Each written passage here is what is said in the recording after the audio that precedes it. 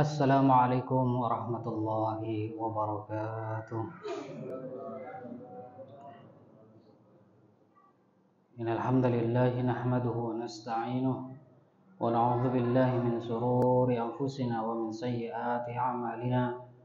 May yahdihillahu fala mudilla lahu wa may yudlil fala hadiya lahu. Asyhadu an la ilaha illallah wahdahu la syarika lahu wa asyhadu anna Muhammadan 'abduhu wa rasuluh. Qala Allah Ta'ala fi kitabihil karim, ya ayyuhalladzina amanu taqullaha haqqa tuqatih wa la tamutunna illa wa antum muslimun. Ya ayyuhalladzina amanu taqullaha wa qulu qawlan sadida yuslih lakum a'malakum wa yaghfir lakum dhunubakum wa may yuti'illah wa rasulahu faqad faza fawzan 'azima. Ma ba'd. Jemaah Masjid Al-Madani rahimani wa rahimakumullah. Alhamdulillah, kita bersyukur pada malam hari ini Allah pertemukan kita kembali dalam rangka thalabul ilmi, dan kita melanjutkan pembahasan kitab Ahkamul Janaiz wa Bid'ahha. Ikhwan fillah, kita lanjutkan pertemuan Ahad kemarin, yaitu berkenaan dengan larangan mendoakan orang-orang non-muslim, orang-orang kafir yang tentunya mereka meninggal dalam keadaan kafir. Jadi kita ada larangan untuk mendoakan siapapun itu, bahkan walaupun saudara, walaupun bapak ibu sendiri, itu tidak disyariatkan untuk mendoakan mereka ketika mereka sudah meninggal dunia dalam keadaan kafir. Ikhwan fillah, hadis yang pertama saya bacakan ikhwan fillah adalah hadisnya meninggalnya Abu Thalib. Abu Thalib, paman Rasulullah sallallahu alaihi wasallam, yang selama hidupnya Rasul, selama dakwahnya Rasul, senantiasa pasang badan dari gangguan orang-orang Quraisy. Baik ikhwan fillah, kita lihat hadisnya. Baik ikhwan, hadis ini diriwayatkan oleh Imam Bukhari. Anil Musayyib ibn al-Hazan radhiyallahu anhu qala. Dari Al-Musayyib ibn Hasan, semoga Allah meridhoinya, beliau berkata, "Lamma hadarat Abu Thalib al-wafatu." Ketika Abu Thalib mau wafat, mau meninggal dunia. Ja'ahu Rasulullah sallallahu alaihi wasallam. Rasulullah mendatanginya. Mendatangi Abu Thalib. Jadi sudah detik-detik mau meninggalnya. Tapi ternyata didapati di samping Abu Thalib Abu Jahlin wa Abdullah ibnu Abi Umayyah ibnu al-Mughirah. Tapi ternyata ketika itu Rasulullah dapati sudah duluan datang Abu Jahal dengan Abdullah ibnu Abi Umayyah.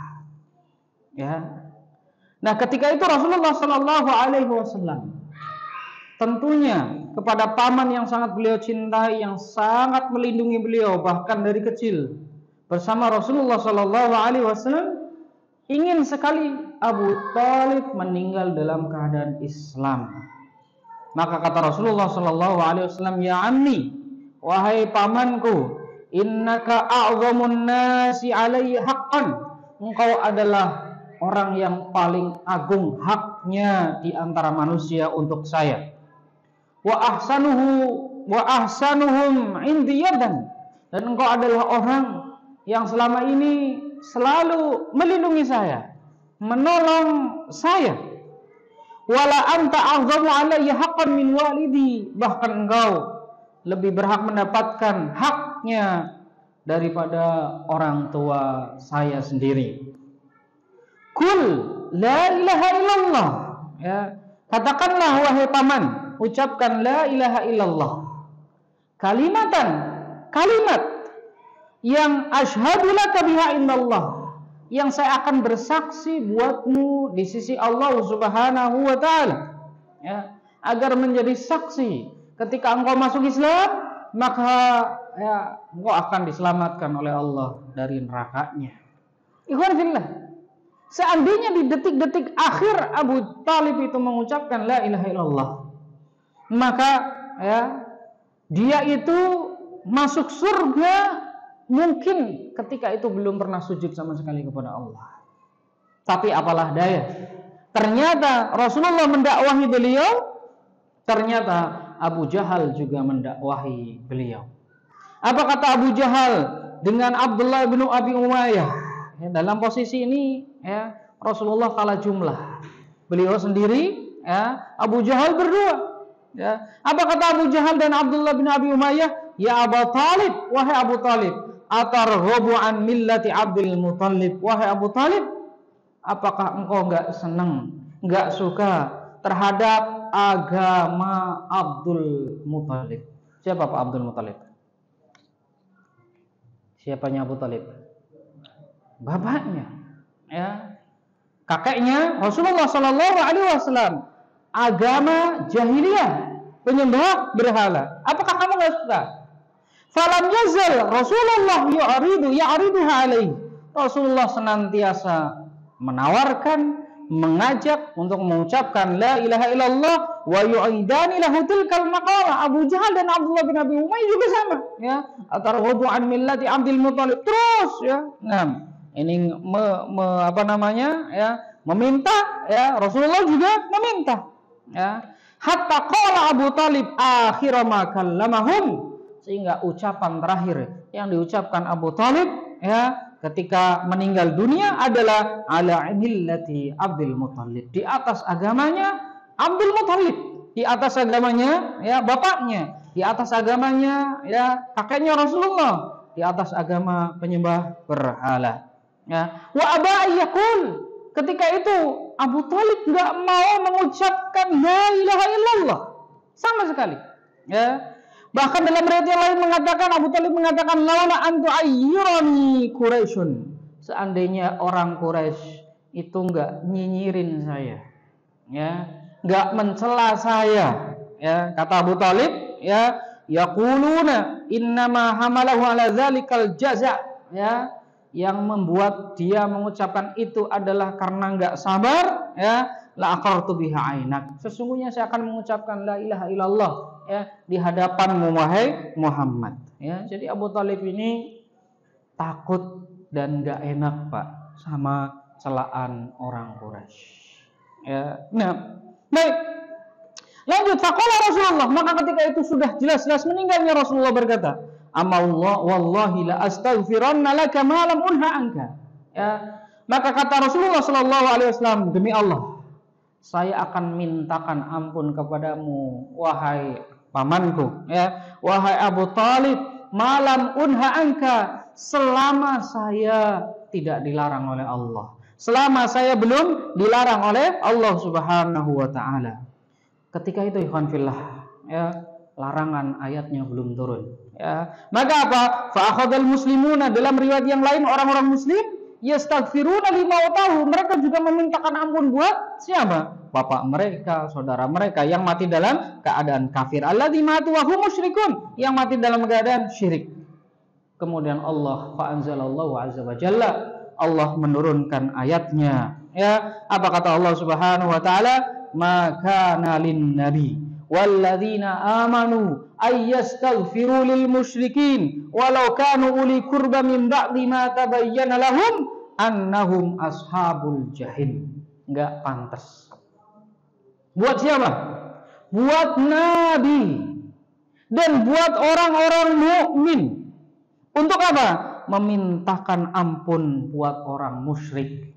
Walaupun mereka saudara mereka sendiri, kerabat dekat mereka sendiri.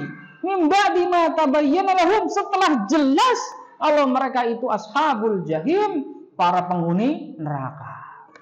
Ya. Kalau jelas matinya kafir, nggak boleh kita mintakan ampun kepada Allah Subhanahu wa taala buat mereka. Wa anzalallahu fi Abi Talib, dan ketika itu Allah menurunkan ayat juga tentang Abu Talib. Apa kata Rasulullah sallallahu alaihi wasallam, ya, yang berkenan dengan ayat ini Allah turunkan firman-Nya juga, innaka la tahdi man ahbabta walakinallaha yahdi may yasha. Sesungguhnya engkau Muhammad tidak bisa memberikan hidayah kepada orang yang engkau cintai, Karena apa? Sesungguhnya yang berhak memberikan hidayah hanya Allah bagi yang Allah kehendaki, wa huwa a'lamu bil muhtadin, dan Allah Maha tahu siapa yang berhak mendapatkan hidayah. Nah, maka ikhwan, ya, kalau dibilang ya Abu Thalib itu nyesal, pasti nyesalnya luar biasa. Kenapa? Hanya karena mengucapkan la ilaha illallah, niscaya beliau itu terbebas dari azab. Ya, tapi sampai hari ini beliau diazab di alam kubur. Ya, sampai nanti di hari kiamat juga kekal di neraka, walaupun dapat apa Pak? Dispenser apa dispensasi? Dispensasi. Keringanan. Apa keringanannya? Ya, Abu Thalib karena jasanya luar biasa kepada Rasulullah SAW, di neraka dia hanya mendapatkan sendal, ya, made in neraka. Ya. Tapi ketika dipakai, ya, itu masya Allah, ya, yang mendidih nggak cuma kakinya, tapi sampai otaknya juga mendidih, saking panasnya. Ya. Yang aneh lagi, ikhwan, ya, lalu Abu Jahal jelas-jelas bareng-bareng sama masuk neraka. Ya. Temannya Abdullah bin Abi Umayyah, ya, yang sama-sama merayu Abu Thalib supaya ya tetap dalam keadaan Abu Thalib dalam keadaan kafir, di akhir hidupnya masuk Islam dan Islamnya bagus. Ya, makanya kalau Abu Thalib ketemu Abu Jahal, ketemu lagi nih, ya, bareng-bareng gitu ya. Nah, tapi ketika ketemu Abdullah bin Abi Umayyah mungkin mencela, ya, ente dulu nyuruh saya, ya, supaya kufur, ya, akhirnya saya kufur jadi masuk neraka, ya, ente malah masuk surga gara-gara di akhir hidupnya masuk Islam. Bisa jadi seperti itu. Maka ikhwan, ya, dari hadis ini kita ambil kesimpulan yang pertama, ikhwan. Apa yang pertama? Ya, hidayah itu benar-benar di tangan Allah. Ya, sampai Rasulullah SAW menginginkan hidayah buat pamannya nggak bisa. Ya, nggak bisa.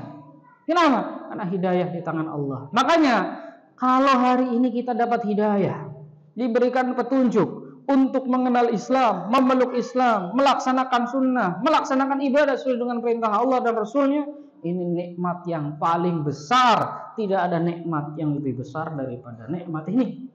Bahkan dengan dunia seisinya yang bentuknya emas, ikhwan fillah, antum punya itu, antum dalam keadaan kafir, maka apa? Maka ya tetap hidayah itu lebih mahal daripada emas dalam bentuk dunia dan seisinya. Ya, nah, ikhwan, ya, kita bersyukur, ya, dan semoga Allah tutup usia kita juga nanti dalam keadaan muslim. Wala tamutunna illa wa antum muslimun. Ya, kenapa? Karena dunia dan seisinya nanti, kalaupun kita punya bentuknya emas, ditukar dengan surga, nggak bisa, Pak. Ditukar dengan surga nggak bisa di akhirat nanti. Ya. Nah, yang kedua, ikhwan fillah, ya, hadis ini ya mengajak kepada kita jangan takut kepada celaan orang, ya, jangan gengsi, jangan nggak enak. Ya. Aduh, saya ngaji sebenarnya males, ya. Kenapa? Karena ya malas aja, cuma nggak enak aja sama Pak RT, karena Pak RT-nya ya samping rumah dan dia ngajakin saya terus taklim. Nah, ini berarti karena nggak enak. Ya. Nah, jangan ikhwan, ya. Apapun karena Allah Subhanahu wa taala. Ini Abu Thalib, Pak, gara-gara nggak enak sama orang-orang Quraisy, akhirnya memasukkan dia ke dalam neraka. Ya. Jadi karena nggak enak, jangan dibiarkan terus. Nah. Baik, selanjutnya ikhwan fillah azani Allah wa ajmain. Ya, orang mukmin pernah boleh memintakan ampun kepada saudaranya yang kufur. Tapi sejak turunnya ayat ini ikhwan fillah, maka sampai kapanpun Allah melarang kita memintakan ampun kepada orang kafir. Ya. Nggak apa-apa kan saya ngomong kafir, Pak? Ya. Karena ada orang yang ya jangan ngomong kafir nak, Pak. Nah, ya. Ngomong ya non muslim saja. Nah, ikhwan fillah, kafir itu kan artinya terhalangi, tertutup, ya, masih indah ya kawan. Ya, daripada orang-orang di luar Islam yang ngomongin di luar agama mereka. Kenapa? Setiap agama punya terminologi ya tentang orang di luar agama mereka, itu ada sebutan khusus, Pak. Betul nggak? Betul. Ya. Kita masih bagus ngomongin ya kafir. Ada orang di luar Islam yang ngomongin orang Islam atau di luar agama mereka seperti binatang, Pak. Ya. Seperti domba. Ya. Iya. Nah, ikhwanillah, antum mau nggak disebut domba yang tersesat? Nggak apa-apa. Ya. Nggak apa-apa ikhwanillah. Kenapa? Apa? Itu menurut istilah mereka, ya kita ikhlas saja. Ya. Dan mereka juga harus ya nggak apa-apa ketika dikatakan kafir. Cuman yang paling aneh, yang paling gerah terhadap ucapan kafir itu orang muslim sendiri, Pak. Ya, aneh nggak? Ya, nah, makanya ikhwan ya, ente berani mengucapkan kafir diganti dengan non muslim, berani nggak? Ya, kata-kata kafir di dalam Al-Quran diganti semuanya dengan non muslim. Ya, nggak bisa. Ya. Atau surah Al-Kafirun diganti dengan surah non muslimun gitu. Nah, nggak bisa ya. Ya, udah ya, itu istilah kita dan ya itu istilah kita yang ada di dalam agama kita. Nah, Bismillah, rahimani wa rahimakumullah, lanjutkan. Nah, hadis yang ke ini, ikhwan fillah. Apa yang diucapkan oleh Ali bin Abi Thalib radhiyallahu anhu. Beliau berkata, "Sami'tu rajulan yastaghfiru li abawaihi wa huma musyrikan." Saya mendengar ada seorang laki-laki yang memintakan ampun buat kedua orang tuanya dalam keadaan kafir. Fakultu, ya, maka saya berkata, kata Ali bin Abi Thalib, "Tastaghfiru li abawaika wa huma musyrikan?" Kamu minta ampun buat orang tuamu yang mati dalam keadaan kafir, ya. Faqala, maka orang ini beralasan, ya, qad istaghfara Ibrahim li abihi wa huwa musyrik. Itu Nabi Ibrahim mintakan ampun buat Allah, ya. Nabi Ibrahim mintakan ampun ya buat bapaknya kepada Allah Subhanahu wa taala. Bapaknya kan mati kafir juga, ya. Azar, ya, mati kafir, bahkan ya dia itu insinyur pembuat patung. Ya, di zaman itu. Ya. Nah, alhamdulillah, ya. Maka ketika itu fadzakartu dzalika lin-nabi. Ali bin Abi Thalib lapor kepada Rasul, "Ya Rasul, ini ada orang ya dilarang menyembah, dilarang memintakan ampun kepada Allah untuk kedua orang tuanya, tapi mintakan ampun kepada Allah untuk kedua orang tuanya, dan alasannya Nabi Ibrahim juga minta ampun kepada Allah untuk bapaknya." Ya, maka fanazalat, ketika itu Allah menurunkan ayatnya, "Maka nalin nabi walladzina amanu." Enggak pantas bagi nabi dan orang yang beriman ayyastaghfiru lil musyrikin, mintakan ampun buat orang musyrik walau kanu uli qurba, walaupun mereka saudara kerabat dekat mereka sendiri. Min ba'di ma tabayyana lahum annahum ashabul jahim, setelah jelas kalau mereka itu ashabul jahim, penduduk neraka. Ya, maka nastaghfaru Ibrahim li abihi. Tidaklah istighfarnya Ibrahim, minta ampunnya Nabi Ibrahim buat ayahnya, illa, kecuali an mau'idati wa'adaha iyah, ketika itu Nabi Ibrahim ya pernah berjanji kepada bapaknya, ya, "Wahai ayah, saya akan mintakan ampun kepada Allah untukmu." Ya, nah, pernah janji, akhirnya janjinya ditunaikan, ya. Falamma tabayyana lahu, tapi setelah tahu Nabi Ibrahim kalau bapaknya itu aduwwul lillah, adalah musuh bagi Allah Subhanahu wa taala, mati dalam keadaan musyrik, tabarra'a min, Nabi Ibrahim berlepas diri. Inna Ibrahim ala awwahun halim. Jadi ketika itu pun Nabi Ibrahim berhenti, Pak, mintakan ampun buat bapaknya, ya. Nah, jadi gini kawan, mungkin di antara kita ada nih ya bapak ibunya yang ya dulu meninggal kafir, ya. Nah, ada kan yang mungkin dia mu'alaf, ya, kemudian bapak ibunya masih keadaan kafir, ya, bahkan mati dalam keadaan kafir, ya, bahkan ketika mati dibakar, ya, abunya dibuang ke mana, Pak? Laut, ya. Nah, makanya ada istilah ke laut aja gitu ya. Nah, itu kenapa ya fillah? Meninggalnya dibuang ke laut. Dan ikhwan, ya, udah nggak manfaat lagi. Ya, antum mau mendoakan mereka berapa kali sehari pun tidak akan diterima oleh Allah Subhanahu wa taala. Nah, Baikhan fillah azani Allah wa yakum ajma'in. Imam Nawawi rahimahullah taala as-salatu 'alal kafir, mendoakan orang kafir, wa du'a lahu, dan mendoakan mereka bil maghfirah. Nyolatin orang kafir dan mendoakan orang kafir bil maghfirah dengan ampunan haram kata Imam Nawawi bin nasil Quran wal ijma, dengan nas Al-Quran dan ijma para ulama. Nah, oleh karena itu Syalbani mengatakan wa min dzalika, ya, oleh karena itu ya ta'lamu khata'a, ya, kamu tahu betapa salahnya ba'dil muslimin al-yaum, sebagian kaum muslimin yang hari ini yang mereka itu tarahum, ya, mendoakan rahmat kepada siapa? Sebagian kufar, ya. Bahkan beliau menyoroti, ya, ada orang, ya, pemimpin Arab yang memberikan, ya, doa buat Stalin apa Stalin? Ya, yang orang Rusia itu, ya, presiden Rusia ya kalau nggak salah, ya dia itu ikhwan fillah, ya, orang komunis, dedengkotnya komunis, ya, kok mati didoakan. Sehingga kalau sudah jelas-jelas mati dalam keadaan kafir, nggak perlu kita doakan, ya, itu nasnya sudah jelas. Terus bagaimana kalau masih hidup kita doakan supaya dapat hidayah? Boleh, Pak, boleh. Ya Allah, ini bapak ibu saya masih kafir, ya Allah, sebelum Engkau cabut nyawanya, berikan hidayah kepada mereka. Sangat-sangat boleh dan sangat-sangat bagus, dianjurkan, ya. Karena kalau nggak salah Abu Hurairah meminta kepada Rasul, ya Rasul, tolong doakan ibu saya masuk Islam, ya, benar-benar masuk Islam, ya, doanya Rasulullah Shallallahu Alaihi Wasallam. Baik, sampai di situ ikhwan fillah, ini poin yang, ya, berkenaan dengan larangan mendoakan orang kafir. Nah, baik, minum dulu Pak, ya. Bismillah.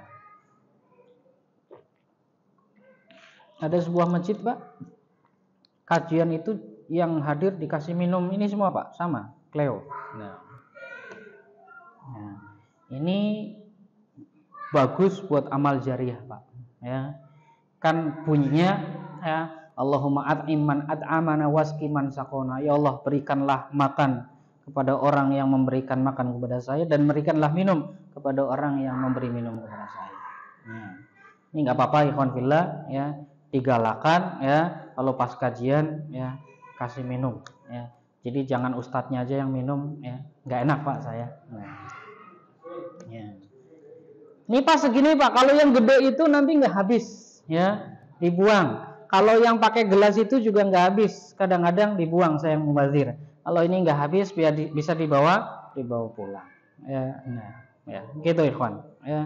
Siapa tahu nggak cuma air putih, ya, sekalian dibikinin kopi apa teh, ya. Baik ikhwan. Lanjut ikhwan. Watajibul jamaah. Kita berbicara tentang salat jenazah. Diwajibkan salat jenazah itu dengan cara berjamaah, ya.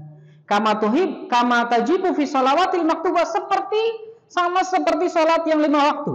Bidalilaini, dengan dalil yang pertama, ya, mudawamatun Nabi sallallahu alaihi wasallam, karena Nabi itu selalu kalau nyolatin jenazah bareng-bareng, Pak, enggak sendiri-sendiri, ya, berjamaah, ya.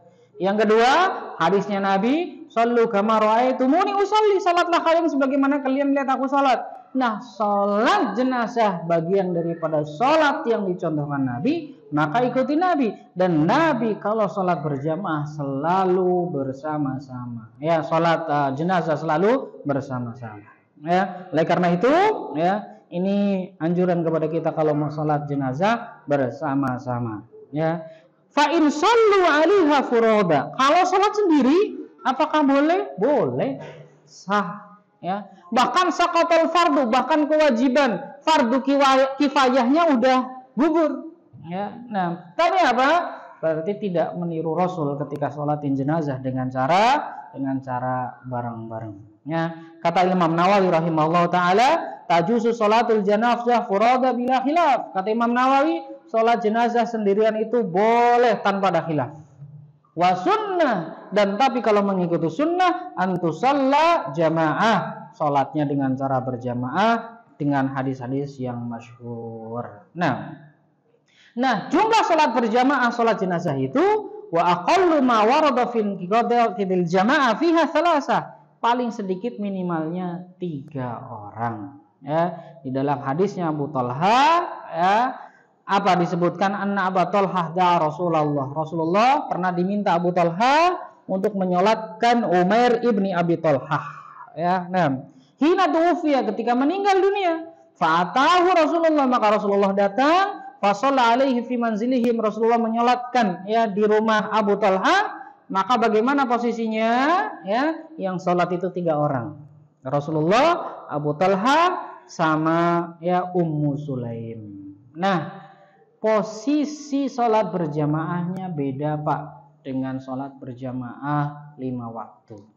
Saya tanya sama antum Pak, kalau laki-laki 2, ya, perempuan 1, kalau sholatnya sholat maghrib misalkan, ya, posisi sholatnya bagaimana?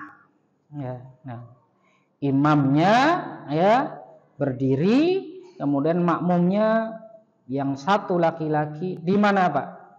Di belakang imam apa di samping imam? Di samping. Ya, kalau perempuan tetap di belakang walaupun sendiri. Itu sholat ya berjamaah sholat maghrib. Tapi kalau sholat jenazah beda Pak. Posisinya bagaimana? Ya, imamnya di depan, ya, makmum laki-lakinya di belakang imam, dan makmum perempuannya di belakang.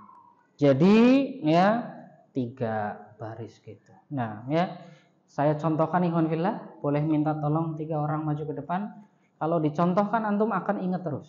Ya, apalagi yang buat contoh antum pasti akan ingat terus Pak. Ya, nah, oh iya saya dulu diminta ya maju ke depan. Ya, nah, silakan Pak 3 orang. Ini tidak disuruh baca doa Pak, posisi doang. Ya, nah.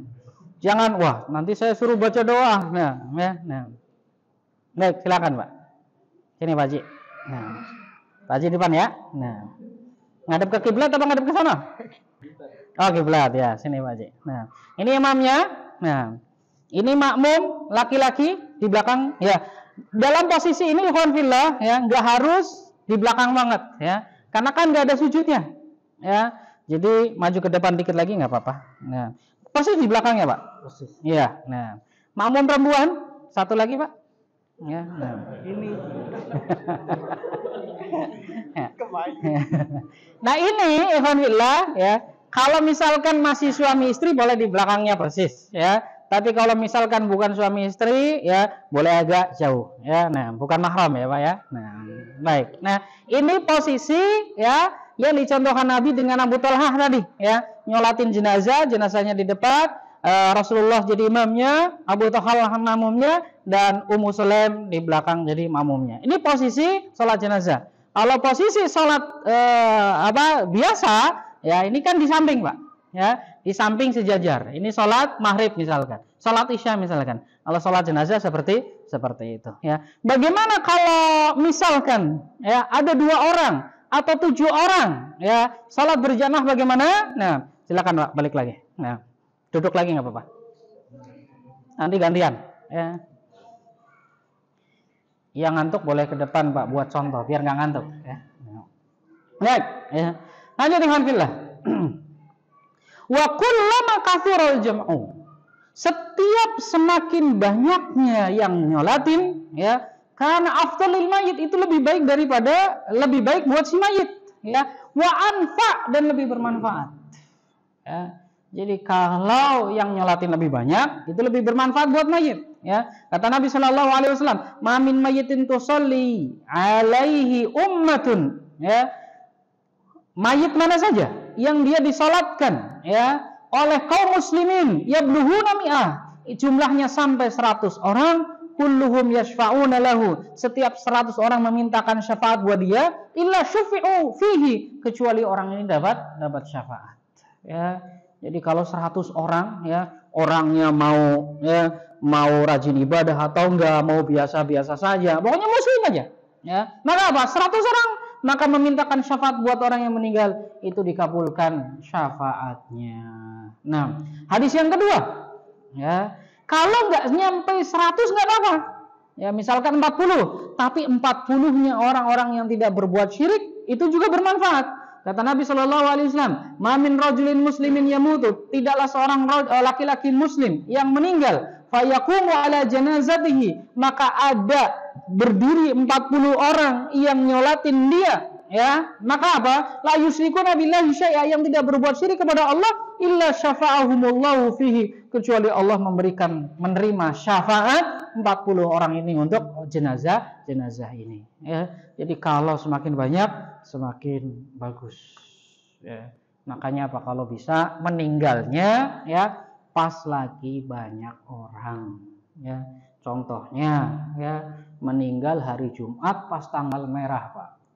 Masya Allah, ya, sudah hari paling baik, ya. Yang kedua, ikhwan fillah, ya, kaum muslimin kan banyak itu, ya, disolatkan ikhwan, ya, oleh puluhan bahkan ratusan orang, bermanfaat buat dia. Nah, jadi kalau meninggal hari Jumat pas tanggal merah, Pak, ya. Nah, masalahnya kan nggak bisa pesan, Pak, ya. Nah, sudah ditakdirkan dari sononya. Kalau bisa meninggal jangan hari Senin, Pak, ya, hari kerja. Nah, banyak nggak ada orang, ya kawan fillah, ya, nggak ada orang. Nah, tapi ya kawan, kalaupun antum meninggalnya di waktu yang memang tidak banyak orang, tapi kalau antum banyak kenal orang, ya, akrab sama orang, sama tetangga baik, sama teman baik, ya, bahkan sama teman-teman masjid yang banyak jamaahnya, ya, insya Allah tetap antum banyak disolatin orang. Contoh, beberapa waktu yang lalu, ikhwan fillah, ada jamaah, ya, yang dia itu, ya, kalau pas Ramadan, ya, tahun ini kadang-kadang dia itikaf di masjid mana, ya, tahun berikutnya di masjid mana, ya, dan memang dia juga punya kebiasaan sholat di masjid, ya, perumahan dia yang banyak jamaahnya, ikhwan, ya, masya Allah, ya, disolatin pas sholat maghrib. Itu jamaahnya banyak banget, Pak. Kenapa? Kenalannya pada datang semua, ya. Makanya kalau bisa, ikhwan fillah, ya, jangan bikin permasalahan dengan tetangga yang tetangganya itu sampai bersumpah, ya, ini orang, ya, kalau mati saya nggak akan nyolatin, ya. Itu tetangganya, Pak, ya. Bagaimana orang lain, ya, terutama yang sudah tua, ya, karena kemungkinan matinya lebih dekat daripada yang masih muda, Pak, ya. Jadi apa? Sama tetangga baik-baikin, ya. Walaupun kadang-kadang antum habis beli motor baru, mobil baru, ya, kok tiba-tiba tetangga, ya, jemur pakaian di depan rumah, gitu, ya, ngalangin antum, ya, antum, ya, istighfar saja. Nah, nggak usah marah-marah, ya kawan, ya. Nah, kadang-kadang orang itu, ya, iri, Pak, sama kita, ya.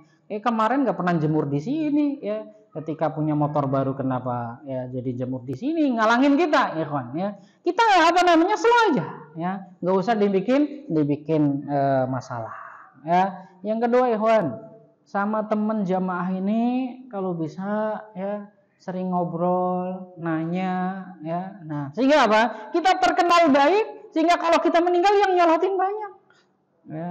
Dan antum terkenang, ya Allah, orang baik kok cepat meninggal, ya. Nah, seperti itu, ya. Jadi ketika antum meninggal, orang pada, ya, walaupun hari kerja dia akan cuti, Pak, ya, ambil cuti untuk nyolatin antum saja. Masalahnya banyak, Pak, ya, di perumahan sudah kenal muka bertahun-tahun, sholat berjamaah di Masjid Al-Madani bertahun-tahun, ya, tapi nggak tahu namanya, ya. Nah, saya yakin ada nih, ya, ada, ya. Nah, ya Allah, nah, ya, nah, kali-kali, Pak, ya, deketin, Pak, gimana kabarnya, orang mana. Nah, kebiasaan kita akan akrab kalau apa? Satu kampung, satu suku, ya, itu akan akrab. Tapi kalau sudah beda suku, ya, itu kadang-kadang, aduh, gimana ya mau ngobrol. Nah, ya, nah. Dan kelihatan, Pak, kalau yang duduknya jauh-jauh itu kayaknya belum akrab, Pak. Nah, pojokan sana sama pojokan sini, pojokan sana sama pojokan sini, nggak akrab, ya. Ya. Antum tempat kerja juga, Pak, ya, banyak dibaik-baikin sama teman, ya, sama tetangga. Kalau bisa, ikhwan fillah, antum itu nama terkenal di satu RW, satu perumahan, ya. Nah, siapa namanya Fulan? Oh iya, saya kenal itu Fulan, ya, orang baik, ya. Nah, itu, ikhwan, ya. Jangan karena urusan dunia, ya. Kalau urusan dunia, saya mau deketin dia nih. Nah, memang kenapa? 2 tahun lagi saya mau mantu. Saya mau hajatan biar pada datang, jangan ya. Karena ada orang itu Pak, sebelum hajatan, masya Allah ya, bisa kenal semua ya, bahkan dari jauh sudah negor. Tapi kalau hajatan udah selesai ya, papasan sudah nggak mau negor lagi. Nah, baik gitu ya, banyakin baik-baik kepada siapapun Pak, siapapun ya. Selanjutnya wa yustahabbu ayyasuffu wara'al imam thalathata sufufin fasaidan li hadis ruwiya fi dzalika. Disunahkan kalau bikin salat jenazah itu ya, softnya minimal 3 soft ya, atau lebih ya. Makanya nih alhamdulillah, kalau pas salat subuh misalkan nih di sini cuma 2 soft ya, misalkan ada jenazah disolatin pas subuh ya, tetap Pak 2 soft ini bikin 3 soft atau lebih. Tapi sebelah sono bolong. Nah, ini Pak salah satu perbedaan dengan salat ya, salat berjamaah biasa. Salat maghrib, salat isya. Salat maghrib alhamdulillah, antum nggak boleh bolong sebelah sono, nggak boleh bolong sebelah sini ya. Itu salat wajib. Tapi kalau salat jenazah ya, yang penting jumlahnya minimal 3 baris. Bahkan kalau yang nyolatin 3 orang tadi Pak, bikin 3 baris kan? Nah, 4 orang alhamdulillah ya, berarti imam ya, kemudian apa ya, 1, 2, 3 di belakang imam terus. Nah, bikin 3 soft ya, atau lebih seperti itu. Nah, kata Nabi Shallallahu Alaihi Wasallam, disebutkan kata Abi Umamah, Shalla Rasulullah Shallallahu Alaihi Wasallam ala janazatin wa ma'hu sab'atu nafarin. Pernah Rasulullah nyolatin jenazah bersama 7 orang ya. Faja'ala thalasan soffan wasnai soffan wasnai naini soffan. Rasulullah bikin 3 soff Pak ya, 7 orang bersama Rasul. Gimana caranya ya? Boleh minta 7 orang Pak? Ini biar antum ingat terus Pak ya, apalagi yang maju ke depan pasti keingatan terus ya. Nah ya Pak imamnya, nah 1 imamnya, nah 2 sini Pak ya, 2 lagi di belakangnya, nah, 2 lagi di belakangnya. Nah seperti ini ikhwan, bikin 3 soft ya. Ini imamnya ya, ini makmumnya 2, makmumnya 2, makmumnya 2 ya. Saya tanya, kalau salat jamaah yang salat 7 orang kayak gini nggak posisinya Pak? Tidak ya. Ini semuanya ya, yang 4 ini dalam 1 baris kalau salat biasa. Tapi kalau sholat jenazah posisinya seperti ini. Nah, ya, udah siap nyolatin? Ya, gimana? Di tengah persis di tengah jamaah. Ya. Dan ingat, kalau jenazahnya laki-laki berdirinya dekat kepala. Ya. Kalau jenazahnya perempuan berdirinya dekat perut. Ya, dekat perut. Nah. Jadi yang disesuaikan posisi jenazahnya saja ya. Kecuali tempatnya luas, maka apa? Maka sholatnya ini yang yang menyesuaikan jenazah tidak masalah. Nah, makanya inilah pentingnya ya, tahu yang meninggal siapa. Kalau kita nggak tahu ya, kadang-kadang imamnya ini laki-laki perempuan. Nah, ya, yang ditanya nggak tahu juga. Nah, karena apa? Nggak kenal sama tetangganya, ya akhirnya bingung. Nah, ya alhamdulillah ada yang masih kenal. Oh iya dia perempuan. Nah, misalkan namanya Febri kan bisa laki-laki bisa perempuan. Iya kan? Kecuali Agus pasti laki-laki. Ya? Nah, nggak ada yang perempuan. Ya, seperti itu Pak. Makasih. Ya. Jarak apa? Oh iya, nyentuh depannya. Ya. Contohnya nih yang nyolatin jamaah banyak banget, maka apa? Mepet ke depan nggak apa-apa. Yang penting pas takbir itu ya tidak terganggu dengan depannya. Nah, ada lagi pertanyaan Pak? Dah cukup, makasih Pak. Nah, iya. Di belakang. Ya, jumlahnya 6. Ya, imam ya makmumnya 5. Ya, imam 2, 2, 1. Nah. Ya, seperti itu. Baik, azan dulu Pak.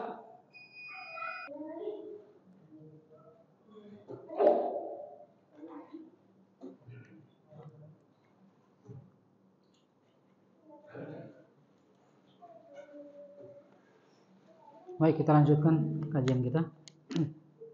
Alhamdulillah langsung dilaksanakan, Pak ya. Masya Allah.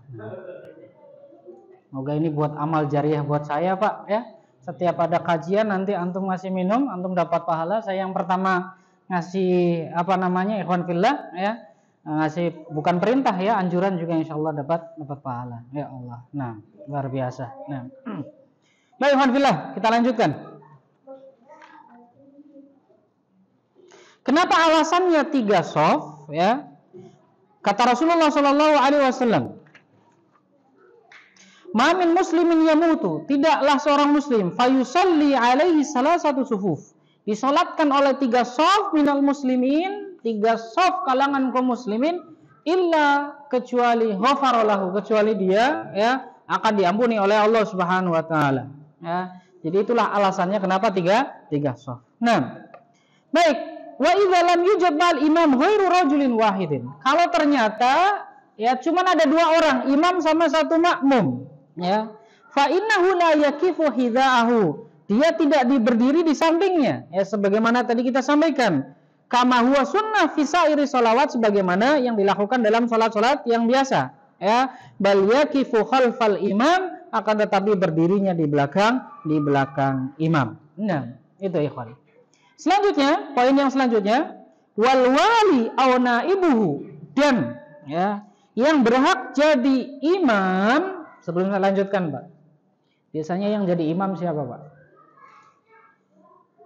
Ya, ada orang meninggal nih, ya, kemudian mau disolatin, biasanya ya nyari imamnya, ya. Biasanya yang disuruh jadi imam siapa, Pak? Di kebiasaan kita, ya. Kalau di tempat saya biasanya keluarganya, ya. Nah, siapa nih keluarganya ya jadi imam? Ya, ini kurang tepat. Yang tepat siapa? Kata Syekh Albani rahimahullah taala, beliau mengatakan wal wali, dan penguasa, ya, au naibuhu, atau wakilnya, haqqu bil imamah, itu ahaqqu bil imamah, lebih berhak jadi imam, ya. Fiha min wali, lebih berhak daripada keluarganya, daripada ahli warisnya, ya. Kenapa? Ya, disebutkan dalam sebuah hadis, ya. Hadisnya Abu Hazim, inni la syahidun yauma matal Hasan ibn Ali. Beliau mengatakan, saya melihat dan saya menyaksikan ketika Hasan bin Ali meninggal dunia. Dan ini miris ikhwan, sebelum saya lanjutkan, ya. Umar bin Khattab meninggal dibunuh. Utsman bin Affan meninggal dibunuh. Ali bin Abi Thalib meninggal dibunuh. Ya. Ketiga orang ini ikhwan fillah sudah dikatakan oleh Rasulullah ketika naik ke gunung Uhud, ya, kata Rasul, ya, wahai gunung, ya, tenanglah ketika itu ada gempa, ya. Kata Rasulullah, di atasmu ada nabi, ada siddiq, dan ada syuhada, ya. Ada orang-orang yang mati syahid, ya. 3 khalifah ini meninggal dalam keadaan terbunuh, ya. Dan masya Allah, Hasan, ya, bin Ali, putra Ali bin Abi Thalib, putra Fatimah radhiyallahu anha, dan cucu Rasulullah sallallahu alaihi wasallam meninggal juga, ya, dibunuh. Dan dibunuh dengan apa, ikhwan fillah? Dengan cara diracun, ya. Wallahu a'lam ikhwan fillah. Ada yang mengatakan sampai hari ini nggak ketahuan siapa pelakunya, ya. Dan Husain juga sama, Pak, meninggalnya terbunuh. Dan memang waktu itu ikhwan fillah fitnahnya justru yang terjadi adalah di kalangan kaum muslimin sendiri, ya. Diracun ikhwan fillah Hasan bin Ali, dan Husain itu terbunuh dengan cara dibunuh. Nah, kata Abi Hazim mengatakan bahwasanya ketika Hasan meninggal dunia, fara'aitul Husain, saya melihat Husain bin Ali, waktu itu Husain, ya, masih hidup karena yang meninggal Hasan duluan, ya. Husain bin Ali berkata kepada Sa'id ibnul As, ya, ketika itu Sa'id bin As itu menjadi gubernur, ya, di Madinah, ya. Kemudian apa? Husain mendorong, ya, lehernya, ya, Sa'id ibnu As untuk maju jadi imam. Padahal yang meninggal itu, ya, saudaranya sendiri, saudara kandungnya sendiri. Tapi yang disuruh jadi imam adalah Sa'id ibn As, ya. Apa kata Husain? Beliau berkata, taqaddam, kamu maju ke depan, silakan jadi imam. Falaula annaha sunnah, kalau bukan karena sunnah, ya, memang perintahnya seperti itu, maqaddamtuka, saya nggak akan memajukan kamu jadi imam. Ya, kenapa ya Alhamdulillah? Karena kamu Amirul Mukminin di Madinah, kamu gubernurnya Madinah, silakan maju. Ya, wa kana bainahum syai'. Padahal ketika itu antara Husain dan Sa'id bin Al-As itu ada konflik. Ya, ada yang gak harmonis, tapi tetap mereka lebih mengedepankan sunnah.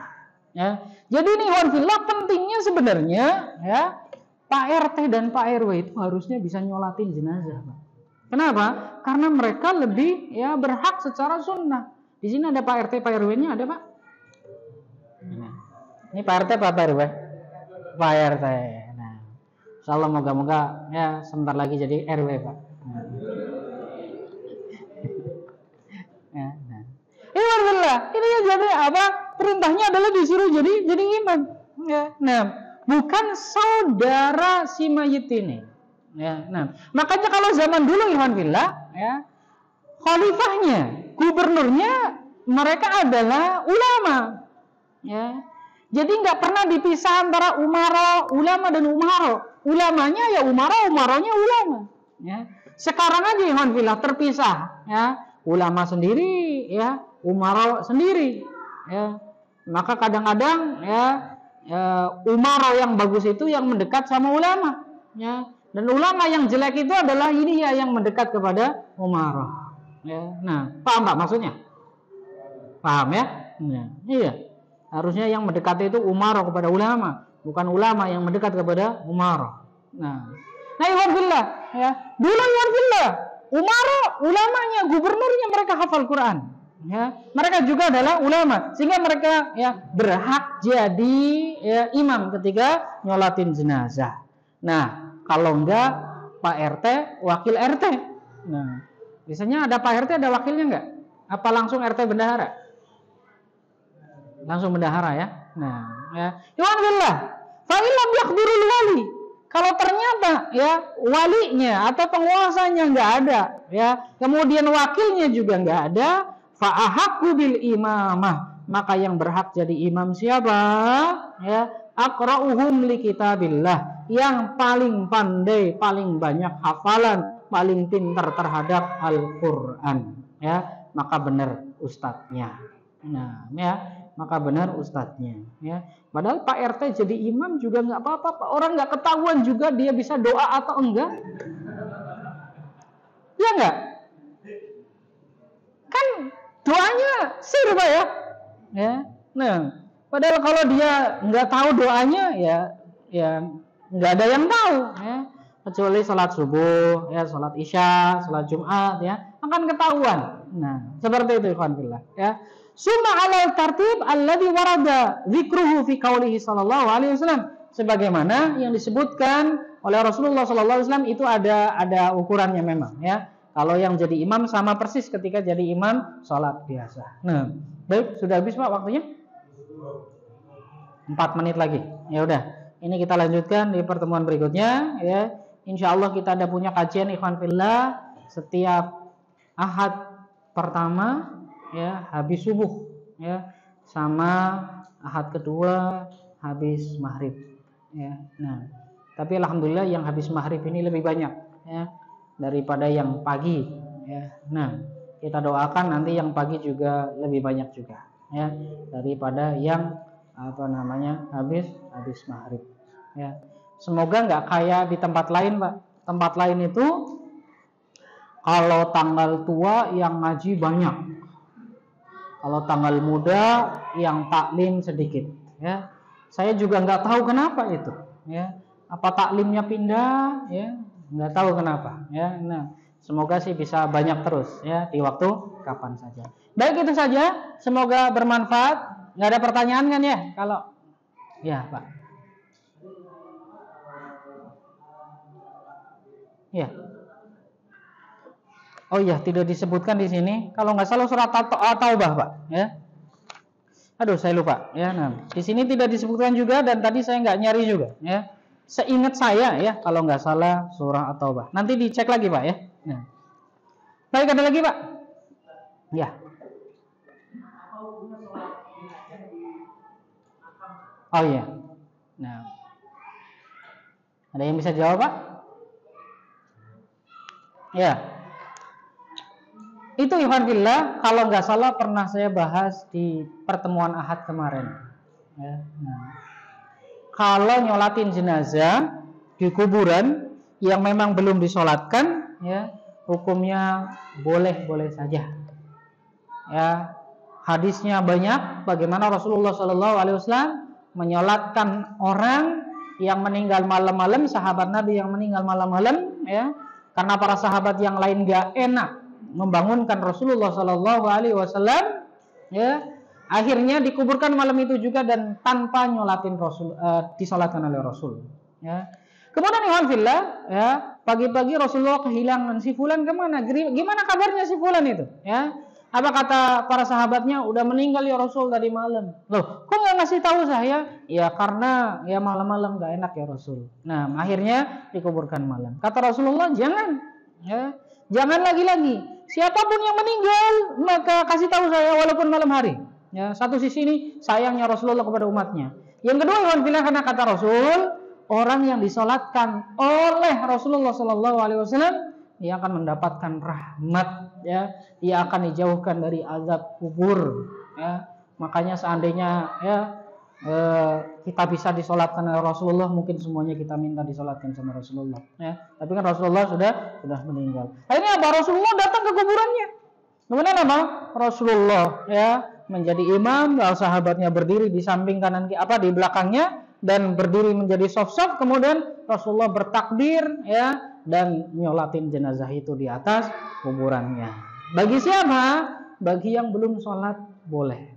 Ya, bagi yang belum nyolat, misalkan antum datang sudah telat, ya, sudah dikuburkan, antum datangin, ya, antum nyolatin di atas kuburannya, itu diperbolehkan, ya. Cuman memang lihat dulu, jangan sampai salah kuburan, Pak, ya. Nah, ini kadang-kadang wah sama-sama baru, misalkan sama-sama Agus namanya, ya. Nah, lihat ya Agus yang mana, ya. Jangan sampai salah kuburan, ya. Jangan-jangan yang satu Agus itu orang kafir, Pak. Ya, ini nggak boleh kita nyolatin mereka. Nah, ada yang namanya Agus di sini, Pak? Ya Allah, mohon maaf ya, Pak, nggak sengaja ini. Nah, bukan disengaja. Nah, ya, Bapak namanya Agus. Nah, bisa pas gitu ya. Nah, subhanallah, alhamdulillah, asyhadu an la ilaha illa anta astaghfiruka wa atubu ilaik. Assalamualaikum warahmatullahi wabarakatuh.